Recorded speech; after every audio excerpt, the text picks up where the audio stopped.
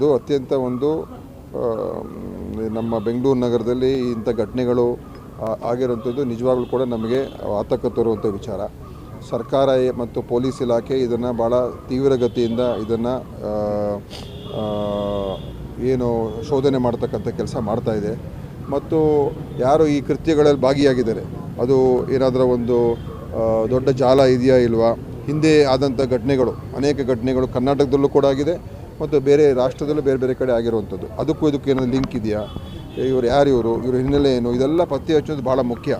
ಯಾಕೆಂದರೆ ಈ ಥರ ಬ್ಲಾಸ್ಟ್ಗಳು ಹಿಂದೆನೂ ಕೂಡ ಕರ್ನಾಟಕದಲ್ಲಿ ನಡೆದಿದೆ, ಶಿವಮೊಗ್ಗದಲ್ಲಿ ನಡೆದಿದೆ, ಬೆಂಗಳೂರು ನಗರದಲ್ಲಿ ನಡೆದಿದೆ, ಮಂಗಳೂರಲ್ಲಿ ನಡೆದಿದೆ, ಈ ಥರ ಎಲ್ಲ ನಡೆದಿರ್ತಕ್ಕಂಥದ್ದು. ಸೊ ಇದರ ಬ್ಯಾಕ್ಗ್ರೌಂಡ್ ಯಾರು, ಏನು ಉದ್ದೇಶ ಏನು, ಅವ್ರದ್ದು ಭಯ ಸೃಷ್ಟಿ ಮಾಡಬೇಕಾ ಅಥವಾ ಒಂದು ಕೆಟ್ಟ ಹೆಸರು ತರಬೇಕಾ ಅಥವಾ ಯಾವ ಕಾರಣದಿಂದ ಮಾಡ್ತಾ ಇದ್ದಾರೆ, ಇದೆಲ್ಲವನ್ನು ಕೂಡ ಅದನ್ನು ಪತ್ತೆ ಹಚ್ಚುವುದು ಬಹಳ ಮುಖ್ಯ. ಖಂಡಿತ ಈ ಪವಿತ್ರ ರಾತ್ರಿ ಎಚ್ಚರವಾಗಿದ್ದು ಸ್ವಲ್ಪ ಅರಿವನ್ನು ಕಾಪಾಡಿಕೊಂಡರೆ ಇದು ನಿಮ್ಮ ಜೀವನದಲ್ಲಿ ಮಹತ್ತರ ಒಳಿತನ್ನು ತರುತ್ತೆ.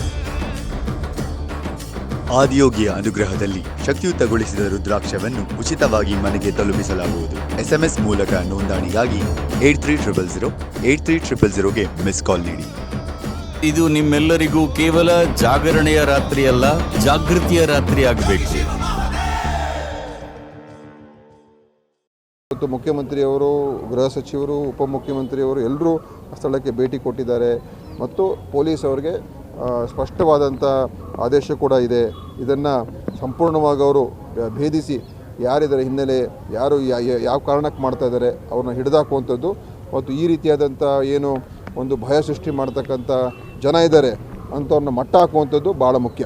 ಬೆಂಗಳೂರು ಬ್ಲಾಸ್ಟ್ ಮತ್ತು ಮಂಗಳೂರು ಬ್ಲಾಸ್ಟ್ಗೆ ಸಿಮಿಲಾರಿಟಿ ಇದೆ ಅಂತ DK ಹೇಳ್ತಾರೆ, ಇಲ್ಲ ಅಂತ CM ಅವರು ಹೇಳ್ತಾರೆ. ಸೊ ದ್ವಂದ್ವ ಹೇಳಿಕೆಗಳಿಂದ ಎಷ್ಟು ರೀತಿ ನೋಡಿ, ಕೆಲವು ಸಂದರ್ಭಗಳಲ್ಲಿ ಅವ್ರಿಗೇನು ಇನ್ಫಾರ್ಮೇಷನ್ ಕೊಟ್ಟಿರ್ತಾರೆ ಅದರ ಮೇಲೆ ಅವ್ರು ಮಾತಾಡಿರ್ತಾರೆ.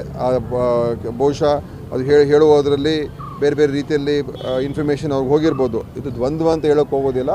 ಅದು ಸಂಪೂರ್ಣ ಮಾಹಿತಿಗಳು, ಸಂಪೂರ್ಣ ತನಿಖೆ ನಡೆದ ನಂತರ ಅಂತಿಮವಾಗಿ ಏನು ಹೊರಗೆ ಬರ್ತದೆ ನಾವು ಹೇಳೋಕ್ಕಾಗಲ್ಲ, ಯಾರು ಹೇಳೋಕ್ಕಾಗಲ್ಲ. ಕೆಲವು ವಿಚಾರಗಳು ಅವ್ರಿಗೆ ಗೊತ್ತಿರ್ಬೋದು, ಕೆಲವು ವಿಷಯಗಳು ಅವರಿಗೆ ಗೃಹ ಇಲಾಖೆಯಿಂದ ಅಥವಾ ಇನ್ವೆಸ್ಟಿಗೇಟ್ ಮಾಡ್ತಾ ಇರೋದ್ರಿಂದ ಕೆಲವು ಮಾಹಿತಿಗಳು ಅವ್ರಿಗೆ ಸಿಕ್ಕಿರ್ಬೋದು, ಅದರ ಮೇಲೆ ಹೇಳಿರ್ತಾರೆ. ಆದರೆ ಖಂಡಿತ ಇದರಲ್ಲಿ ಯಾರೇ ಮಾಡಿರಲಿ, ಯಾರೇ ಇದರ ಹಿನ್ನೆಲೆ ಇರಲಿ, ಯಾರೇ ಹಿಂದೆ ಇರಲಿ, ಇದರ ಹಿನ್ನೆಲೆ ಏನು ಎಲ್ಲವನ್ನೂ ಕೂಡ ನಾವು ಖಂಡಿತವಾಗಿಯೂ ಇದಕ್ಕೆ ರಾಜಕೀಯ ಮಾಡುವಂಥ ಅವಶ್ಯಕತೆ ಏನಿಲ್ಲ. ಯಾಕೆಂದರೆ ಕೆಲವರು ರಾಜಕೀಯ ಮಾಡೋಕ್ಕೆ ಹೊರಟಿದ್ದಾರೆ, ಅದರ ನೆಸೆಸಿಟಿ ಏನಿಲ್ಲ. ಇದು ನಮ್ಮ ಭದ್ರತೆಯ ವಿಚಾರ, ಅದರಲ್ಲಿ ಎಲ್ಲೂ ಕೂಡ ಕಾಂಪ್ರಮೈಸ್ ಆಗ್ತಕ್ಕಂಥದ್ದಕ್ಕೆ ಖಂಡಿತವಾಗಿಯೂ ಅವಕಾಶ ಯಾರೂ ಕೂಡ ಕೊಡಬಾರ್ದು, ನಾವು ಕೂಡ ಕೊಡೋದಿಲ್ಲ.